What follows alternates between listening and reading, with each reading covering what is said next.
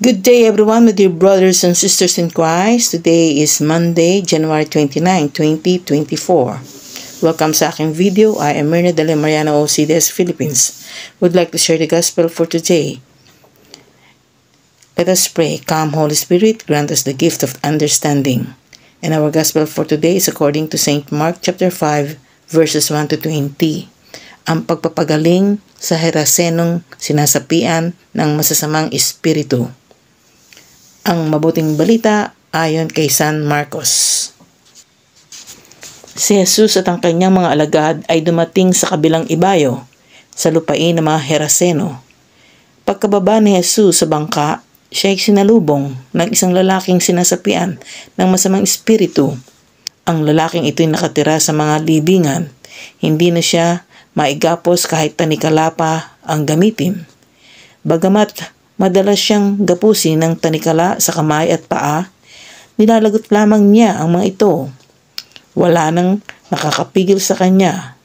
Araw-gabi nagsisigaw siya sa mga libingan at sa kabundukan at sinusugatan din niya ng matalas na bato ang kanyang sarili. Malayo pa'y natanaw na nito si Jesus. Patakbo itong lumapit at lumuhod sa harapan niya. Sumigaw siya ng malakas, "Jesus, anak ng kataas-taasang Diyos, anong pakay mo sa akin? Ipangako mo sa ngalan ng Diyos na hindi mo ako pahihirapan." Sinabi niya ito sapagkat iniutos ni Jesus, "Masamang espiritu, lumabas ka sa taong ito." Tinanong siya ni Jesus, "Ano ang pangalan mo?" "Batalyon, sapagkat marami kami," tugon niya. At nakiusap siya kay Jesus na huwag silang palayasin sa lugar na iyon.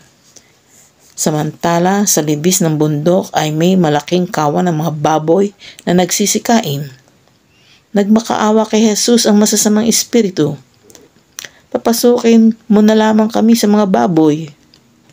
Pinahintulutan niya sila kaya't lumabas nga sa lalaki ang masasamang espiritu at pumasok sa mga baboy. Ang kawan na may 2,000 ay nagtakbuhan sa gilid ng matarik na bangin hanggang sa nahulog ang mga ito sa lawa at nalunod. Tumakbo ang mga tagapag-alaga ng kawan ng baboy at ibinalita sa bayan at sa karatig pook ang mga pangyayari. Kaya't ang mga tao ay nagpuntahan doon upang alamin ang nangyari. Paglapit nila kay Jesus, nakita nila ang lalaking dating sinasapian ng mga demonyo. Nakaupo ito, nakadamit at matino na ang isip at sila'y natakot. Isinalaysay sa kanila ng mga nakakita ang nangyari sa dating sinasapian ng demonyo at sa mga baboy. Dahil dito, nakiusap ang mga tao kay Jesus na umalis siya sa kanilang lupain. Nang pasakay na si Jesus sa bangka, nakiusap ang dating sinasapian ng mga demonyo na siya'y isama niya. Ngunit hindi pumayag si Jesus. Sa halip ay sinabi niya sa lalaki, "Umuwi ka na at sabihin mo sa iyong mga kamag-anak ang lahat ng ginawa sa iyo ng Panginoon at kung paano siya nahabag sa iyo." Umalis ang lalaki at ipinamalita sa buong Decapolis ang ginawa sa kanya ni Jesus. At namangha ang lahat ng nakarinig noon. Ang mabuting balita ng Panginoon. Pinupuri ka namin, Panginoong Jesucristo. Let us pause for a while and let us pray. God, our Creator, you gave us the earth to cultivate and the sun to serve our needs. Help us to spend this day for your glory and our neighbor's good.